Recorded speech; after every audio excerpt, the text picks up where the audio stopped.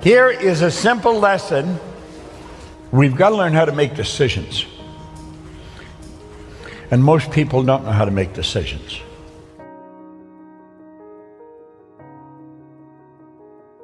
This is not a statement of theory. This is a fact. I was doing this when I was cleaning floors. No education. I didn't know how to run a business. This is powerful stuff. That's why successful people make decisions so fast. They know what they want. Let those lines represent levels of vibration. Every frequency is connected to the one above and the one below. They're all connected. There's no line of demarcation where one frequency stops and another starts. They're all connected and they're all together. Think of this. That's my phone. That represents my phone. This represents your phone. If I want to talk to you on your phone, I've got to get on your frequency. The second I'm on your frequency, you and I are connected. It doesn't matter where you are in the world. If I dial your number, boom, like that, I'm connected to you.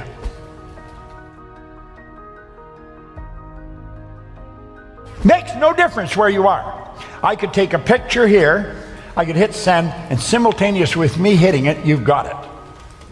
There's a great lesson here for us. We seem to have a basic understanding of this. I think what I'm saying here, everyone in the room understands this when we're using our phones. However, when it comes to life, we get lost. We don't seem to understand it. Well, let's try and understand it with respect to decisions. We operate on frequency.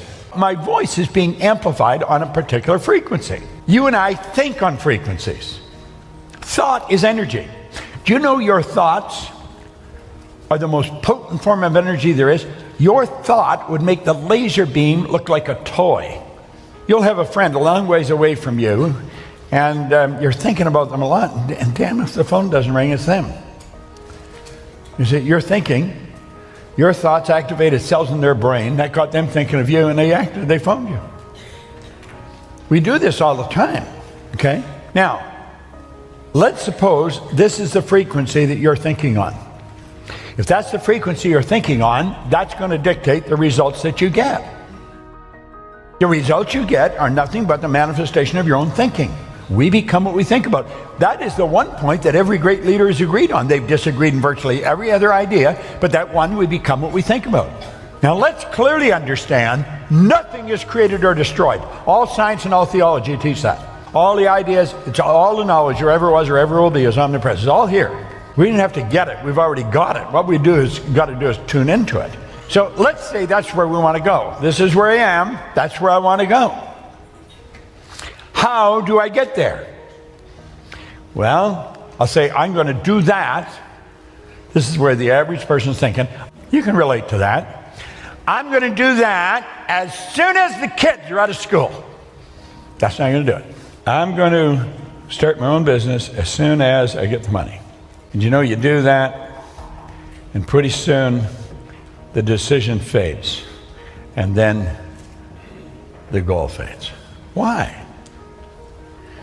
Well, you didn't get the money, so you couldn't do it. Problem was, you didn't have the money. You talk to anybody that's high in finance, and they'll tell you the money is never the problem. Ideas are the problem. You got the right idea, you'll always find the money. Well, you see, we're thinking down here on this frequency. Your mind and your thoughts are down here on this frequency. What you want is up here on a higher frequency. You cannot get what you want up there while your thoughts are down here. Your mind and thoughts must focus on the same frequency as what you want. If you want it, it's already here. And you make a decision, it's got to be a committed decision. You say, I'm doing that. Now, the second you make a committed decision, everything starts to change. You begin to think and act like the person you want to become. You stop thinking down there, you're thinking up here now. You're thinking on a higher frequency. Want is the only prerequisite for making a decision. Doesn't matter whether you have the money. Do you really want it? If you really want it, you will get it. But you've got to really want it. Yet you also have to understand that everything you need is here. But you've got to be specific. You could be a waiter. Somebody leaves you a nice tip. You got more money. That's not it. You've got to be specific how much more money. You know exactly what you want. Yet you don't have to know where it's going to come from. You do not have to understand all the basic principles between sending the picture to the person on the other side of the world for it to get there. All you have to do is know how to do it. Want is the only prerequisite for making a decision. That is so important, you should write it down. Write it somewhere that you're going to see it often. Maybe get a sign and put it up in your house. This is such powerful information, you'd think it would be taught in all schools. The truth is it's not. It's rather sad because it can be, but it's not. You only have to know what you want. It doesn't matter whether you've got the money. That makes no difference. It doesn't matter whether you've got the resources. That doesn't make any difference. It doesn't matter if you know the right people. It doesn't make any difference. Now this sounds so preposterous to a person that's never studied this. Listen, the money is here. You know that song, Love is in the Air? You know the song? Well, change the lyrics. The money's in the air. It is. When you're in harmony with it, you will never stop it flowing to you. Money goes where it's invited, and it stays where it's welcome. Listen to most people. The way they talk about money, you think it was the worst stuff in the world. I get so sick of it. I just never have enough money. Well, they're getting very angry. Why don't you change your attitude? Now, you see, that really sounds stupid. Here they are, they're in need of money, and somebody says, change your attitude. They don't even know what attitude is. Yet it sounds like we need so much more than attitude change, but really, that's all I changed. So you've got to understand what attitude is. See, there's a power flowing to and through you, Daisy. It's flowing right into your consciousness. It has no form. It's a clear, unadulterated power, and as it flows into your conscious mind, you have the ability to make out of it anything you want. And you know something? I don't know if you know what you want, but you are a persistent individual. You are naturally persistent. You're genetically designed that way. We can do anything. We've got the faculties to do the job. Most of us are going by what we hear, see, smell, taste, touch. But your lessons come from your inside world, not outside, inside. And you have to use your higher faculties. Perception, the will, reason, imagination, memory, intuition. Want is the only prerequisite for making a decision. You've got to get this, burn this into your mind. You don't even have to understand this in any depth. Just accept it.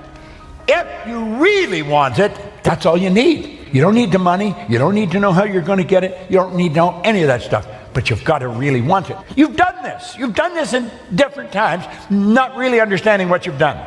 Look at this. Paradigms in cybernetics. Anybody that's read Psycho-Cybernetics was written by Napoleon Hill. It is so good. Cybernetics is the science of control and communication in the animal and some machines. Cybernetic controls your thermostat, or the thermostat controls the house. The cybernetic system's in the thermostat. It'll change the temperature of the house. It'll turn the heat on, turn it off, turn the air on, turn it off. Automatically, when you deviate from the set goal. Goal's maybe to have the house at 69 or 70. It'll hold it at that.